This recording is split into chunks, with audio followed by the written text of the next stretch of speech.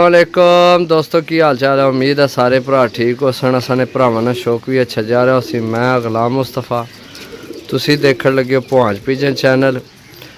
अच्छा दोस्तों, कल टिकटॉक दा मैं ना मजाक विच लगा बैठा वीडियो। कबूतर को नहीं सन, कल नहीं परसों, सॉरी कल तो इन्ना परिंदियां नहीं लगाई सी ना, परसों जनाब लगा बैठा वीडियो चूचिया नहीं मजाक विच। और जनाब टिकटॉक तो हो गई है वायरल। तो जनाब हूँ हर दूसरा बंदा लगे है कॉल करन कि जनाब चूचे सानू चाहिए, चूचे सानू चाहिए। तो तुहानू पता है दोस्तों, साडा चूचिया ना तो काम है ही को नहीं। हो तो वैसे यारी दोस्ती विच जेड़ा ना असी जनाब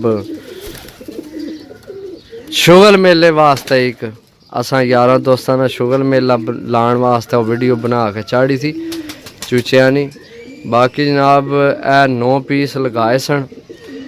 5 बच्चे ने तो 4 वड्डे। एक है वड्डा, किधर गया, एक है वड्डा तो 2 है वड्डे। सही है, बाकी है बच्चे माशाल्लाह।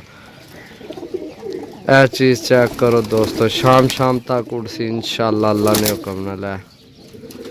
अगू नालो बच्चा तको जनाब। बाकी जिस भरा जनाब कबूतर लैने होवन राबता नंबर 0325 52 40 630। तो जनाब एले परचेज किते ने इस्लामाबाद तो भाई अरसलान। तो अल्लाह पाक अगर दुआ है कि अल्लाह पाक उन्होंने नसीब करे। सही है, तो जिस भी दोस्त लैने होवन जनाब राबता कर सकते। राबता नंबर है 0325 52 40 630 0325 52 40 630। कॉल व्हाट्सएप पे ही नंबर है। बाकी जनाब परिंदे चेक कर लो, बिल्कुल हेल्दी एक्टिव। सही है, वीडियो बनाने का मकसद ये है कि जनाब जड़ियाँ चीज़ा दसा वही भेजा इंशाल्लाह। तो बाकी काटन लाए आ तो बाकी अड्डे तो जाके भाई रन करने। राबता मिल सा अगली वीडियो, तब तो इजाज़त दो। अल्लाह सोने वाला अल्लाह।